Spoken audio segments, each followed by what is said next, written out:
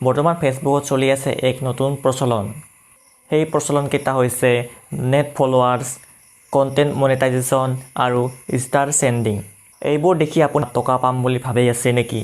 কিন্তু ইয়াৰ আঁৰত লুকাই আছে এক ডাঙৰ বিপদ। আপোনাক আজি এই ভিডিঅ'টোৰ জৰিয়তে সম্পূৰ্ণ ডিটেইলছত এই তিনিটা বিষয়ৰ ওপৰত আপোনাৰ লগত আলোচনা কৰিম।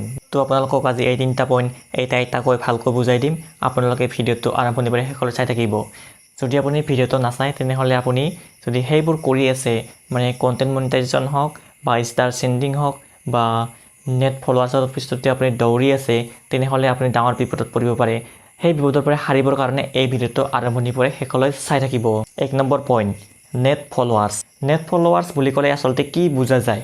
নেট ফলোৱাৰ্ছ মানে হৈছে আপুনি কিমানজনক ফ'ল' কৰিছে আৰু আপোনাক কিমানজনে ফ'ল' বেক কৰিছে বা আপোনাক ফ'ল' কৰি আছে তাৰ এটা নাম্বাৰ বা সংখ্যা হয়। সেই ফ'ল' কৰা কেইজনৰ বা ফলোৱাৰ্ছ কেইজনৰ, আপোনাক যোনে ফ'ল' কৰিছে আৰু আপুনি যাক ফ'ল' কৰিছে তাকে কয় নেট ফলোৱাৰ্ছ। কিন্তু বৰ্তমান সময়ত এনেকুৱা কিছুমান মিছলীয়া ৱেবছাইট বা ফেক এপছ ৱেবছাইট আছে যিবোৰত আপোনালোকক লগ ইন কৰিবলৈ ক'ব বা আপোনাৰ একাউণ্টটো তাত এড কৰিবলৈ ক'ব।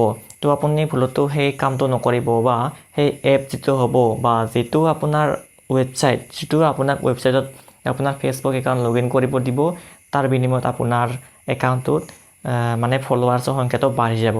তো এনেকুৱা আপুনি কেতিয়াও ভুল নকৰিব। মানে আপোনাৰ ফেচবুক একাউণ্টটো আপুনি সেই এপ বা ৱেবছাইটত লগ ইন নকৰিব। লগ ইন কৰিলে কি হ'ব আপোনাৰ, যে আপোনাৰ যিটো ফেচবুক একাউণ্ট আছে সেই একাউণ্টটো হেক হোৱাৰ সম্ভাৱনা বাঢ়ি যাব। কিন্তু যদি হয় আপোনাৰ একাউণ্ট সম্পূৰ্ণৰূপে গুচি যাব। 2 নম্বৰ পইণ্টটো হৈছে কণ্টেণ্ট মনেটাইজেশ্যন। এইটোত গুৰুত্ব দিয়া দেখা পোৱা গৈ আছে। ফেচবুক কণ্টেণ্ট মনেটাইজেশ্যন মানে হৈছে আপুনি video', reel, photo, live stream আদিৰ জৰিয়তে এটা ইনকাম কৰাৰ আপোনাক ফেচবুকে সুবিধা দিব বা সুবিধা দি আছে। তাকে কয় কণ্টেণ্ট মনেটাইজেশ্যন।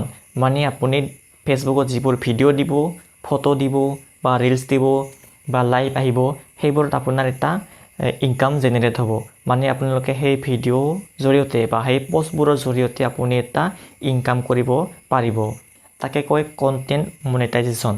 কিন্তু যিবোৰ আপোনালোকে কণ্টেণ্ট ক্ৰিয়েট কৰিব সেইবোৰ সম্পূৰ্ণ অৰিজিনেল হ'ব লাগিব, সম্পূৰ্ণ নিজৰ হ'ব লাগিব। লগতে যদি আপোনালোকে সেইবোৰ ভাইৰেল কৰিব বিচাৰে তেনেহ'লে আপুনি বেলেগতকৈ বেলেগ আৰু ইউনিক কৰিবলৈ সদায় চেষ্টা কৰিব। কিন্তু বৰ্তমান সময়ত এনেকুৱা কিছুমান ফেক পেজ আছে বা ফেক গ্ৰুপ আছে, ভুৱা পেজ বা ভুৱা গ্ৰুপ, সেইবোৰে আপোনাৰ ফেচবুকৰ একাউণ্টটো তেওঁলোকক দিব ক'ব বা আপোনাৰ ফেচবুক একাউণ্টটো মোক দিয়ক, আপোনাৰ ফেচবুকটো আমি লগ ইন কৰি কণ্টেণ্ট মনেটাইজেশ্যনৰ কাৰণে ৰেডি কৰি আপোনাক দি পঠাম। কিন্তু যেতিয়া আপুনি সেই একাউণ্টটোৰ পাছৱৰ্ডটো বা একাউণ্টটো মানে আপুনি বেলেগক দিয়ে তেতিয়া কি হয়, মানে সেই একাউণ্টটো লৈ কিনে তেওঁ মনিটাইজ কৰি কিনে আপোনাক মানে ৰিটাৰ্ণ নকৰে।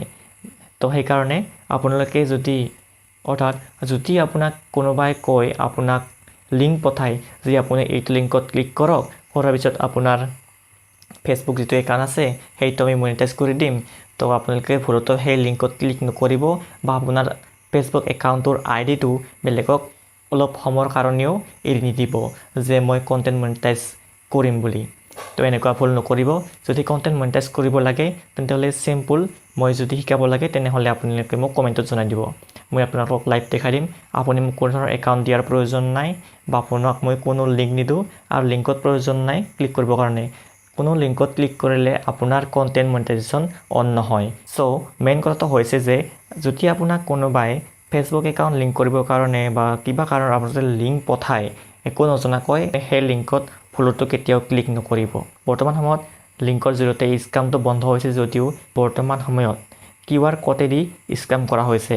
তো আপোনালোকে ভুলতো কোনোবাই যদি আপোনাক QR ক'ড পঠায় তেনেহ'লে QR ক'ডখনো আপোনালোকে স্কেন নকৰিব, এইটো কথা মনত ৰাখিব।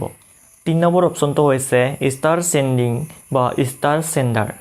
ফেচবুক ষ্টাৰ অপশ্যনটো এইকাৰণে দিয়া হৈছে যাতে এজন ক্ৰিয়েটৰে ভেলুৱেবল কণ্টেণ্ট বনায় বা এজন ক্ৰিয়েটৰে এনেকুৱা এটা কণ্টেণ্ট বনায় বা পোষ্ট ক্ৰিয়েট কৰে যিটো পোষ্ট ভিউৱাৰ্ছে চাই বহুত বেছি ভাল পায় আৰু ভাল পাই কিনে ক্ৰিয়েটৰক কিছুমানে উপহাৰ হিচাপে বা কিছু টকা পঠাব বিচাৰে মানে ভাল লাগি কিনে যদি আপুনি কিছু মানে টকা দিব বিচাৰে বা প্ৰাইজ হিচাপে দিব বিচাৰে তেনেহ'লে আপুনি তাত ষ্টাৰ পঠাব পাৰে ষ্টাৰ পঠালে কি হয় মানে সেই ক্ৰিয়েটৰে ষ্টাৰটোৰ পৰা আপোনাৰ মানে টকা পাব পইচা পাব সেইকাৰণে সেই অপশ্যনটো দিয়া হৈছে আৰু যদি ভিডিঅ'টো ভাল লাগে ক্ৰিয়েটৰ তেনেহ'লে আপুনি তাক ষ্টাৰ দি কিনে তাক উৎসাহিত কৰিব পাৰে ক্ৰিয়েটৰজনক যাতে সেই ক্ৰিয়েটৰজনে আৰু আপোনাৰ কাৰণে ভাল ভাল ভিডিঅ' বনাই নিব পাৰে সেইকাৰণে ষ্টাৰ অপশ্যনটো ফেচবুকে দি দিছে পোষ্টসমূহত এইটো শ্ব' হয় তো বৰ্তমান সময়ত কিছুমান এনেকুৱা ধৰণৰ ভুৱা ফেচবুক প্ৰফাইল ক্ৰিয়েট হৈ আছে যিবোৰে আপোনালোকক ইম'চনেল কিছুমান টেপ দি টকা আপোনাৰ পৰা পৰিশোধ কৰিব